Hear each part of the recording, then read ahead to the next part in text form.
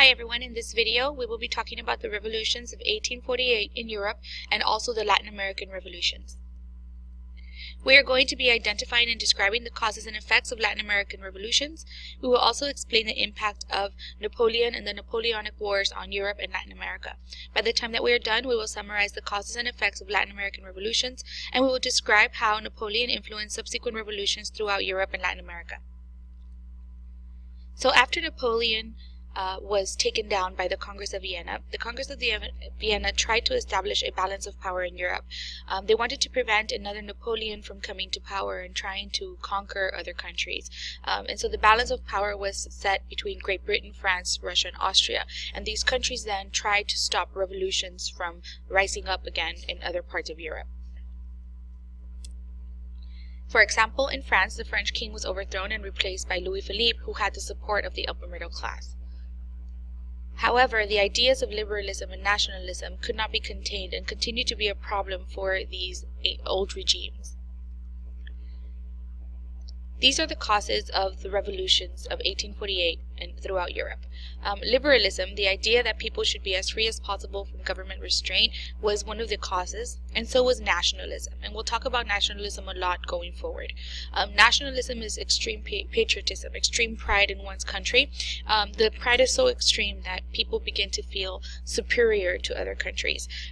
In this context also, the people of Europe who were ethnic minorities wanted to be independent and wanted to rule themselves.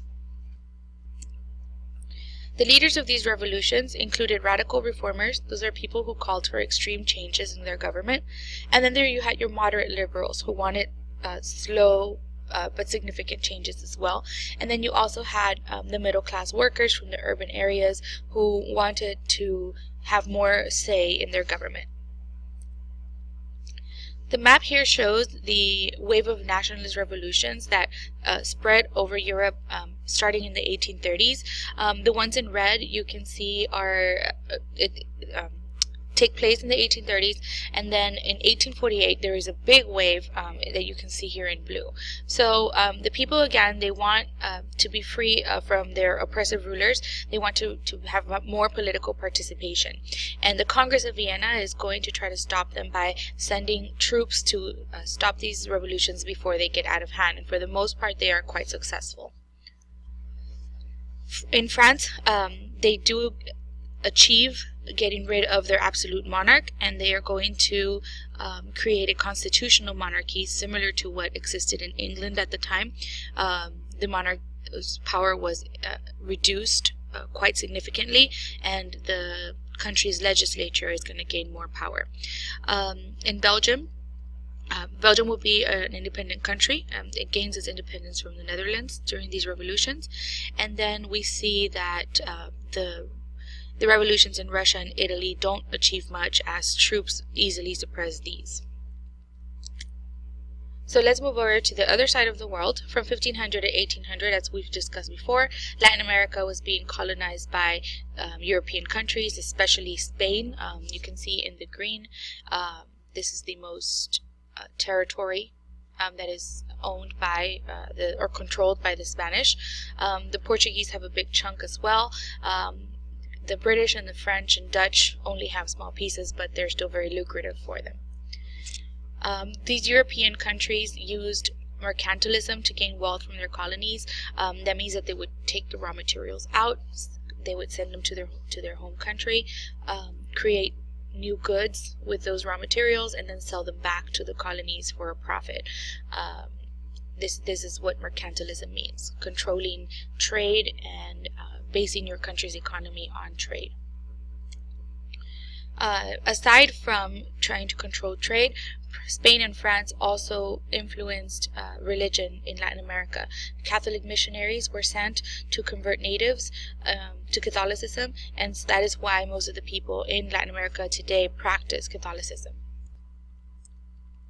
One major impact of European colonization of the Americas was the establishment of an unequal social hierarchy. We've discussed this before as well. White Europeans are at the top of society in these new colonies, and the people who make all the political decisions are your peninsulares. They were royal governors that were sent by the king.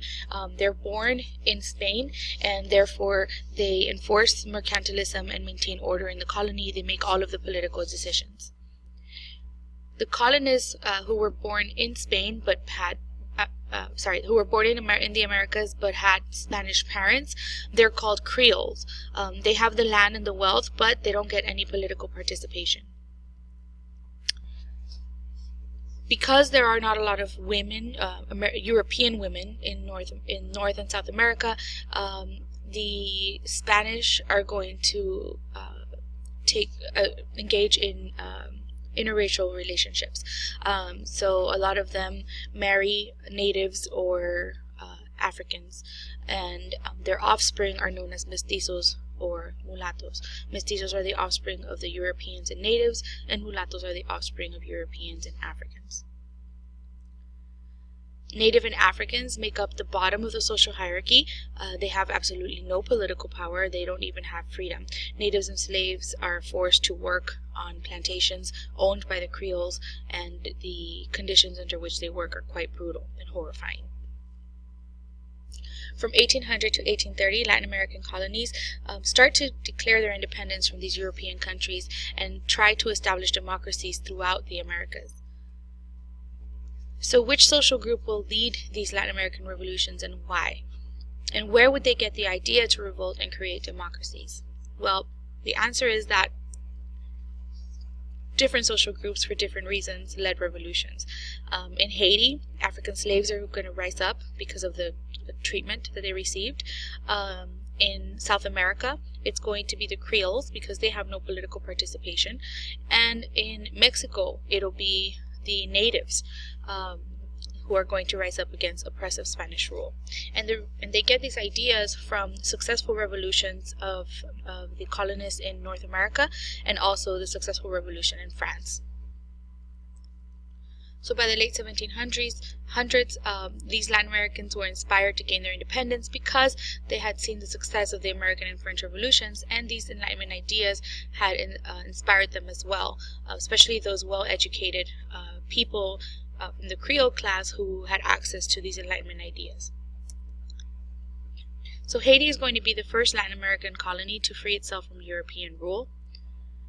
Haiti is a French colony with 500,000 African slaves who worked on the sugar and coffee plantations. The plantation owners used very brutal methods to control the slaves, and so because of this, the slaves decided to rebel. In 1791, Haitian slaves rose in revolt with the help of Toussaint Louverture, who became the leader of this uprising and helped get the slaves freed by 1801. From 1802 to 1804, Napoleon's French army is going to fight to suppress the independence movement. However, by 1804, France gives up as Napoleon is busy fighting other wars in Europe, and granted Haiti its independence, and Haiti created a republic instead. Throughout the Spanish colonies in South America, you'll see that the Creoles, who have the money and land and the education, are not allowed to participate in government, and therefore are going to rise up against the government. Creoles embraced those Enlightenment ideas like natural rights and the consent of the governed and want more participation. And so in 1810, they began to demand their political rights by leading revolutions throughout South America. South American nations are going to gain their independence because of the leadership of two particular Creole generals, starting with Simón Bolívar. He's a Venezuelan Creole. In 1811, he leads an army of revolutionaries against Spain, and he helped create the nations of Gran Colombia, Peru, and Bolivia.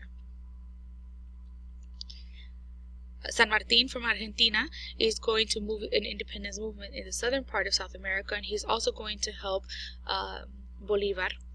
And San Martín helps create the countries of Argentina and Chile, and he together with Bolívar they create Peru. Unlike South America, in Mexico, it's going to be the natives and the mestizos who play an essential role in gaining their independence. In 1810, a very well-educated but poor Catholic priest named Father Miguel Hidalgo is going to use Enlightenment ideas to call for a revolution against Spain. 80,000 natives and mestizos answer that call, and they rise up against the Spanish military. They're also fighting the Creoles, who are in fear of losing their land and their wealth. During the rebellion, Hidalgo is captured and killed, but Mexicans did find new leaders to continue the fight, and eventually in 1820, the turning point of the war came when the Creoles switched sides and decided to help the revolutionaries overthrow the Spanish crown. So in 1821, Spain was finally granted independence to Mexico, and Mexico established a republic. Throughout Latin America, a lot of new democratic republics were created, fashioned after the ideas of the Enlightenment, inspired by the governments that were set up in the United States and in Great Britain and in France. However, they didn't have a history of self-government, and their new governments were very unstable and vulnerable. And it's going to lead to opportunities for military dictators that are called caudillos to seize power and become totalitarian rulers who provide the citizens with very few changes. Latin America then will become dependent on the United States, and the United States is going to become like the big brother of the Western Hemisphere. Shortly after all of the Latin American countries get their independence, the United States is going to issue the Monroe Doctrine, and during this statement, the United States is essentially telling Europe to stay on their side of the world. They say no more colonizing in the Western Hemisphere. If you have colonies here already, you can keep them. Other than that, you are no longer allowed to come to this side of the world to colonize. So that's going to shift the balance of power in the world. And after the Spanish-American War fought with Spain, and through which more Latin American countries and also the Philippines and other countries in the Pacific are going to overthrow the Spanish, the United States emerges as a major world power. Alright, that brings us to your journal entry. How did the American and French revolutions inspire revolutions in Europe and Latin America?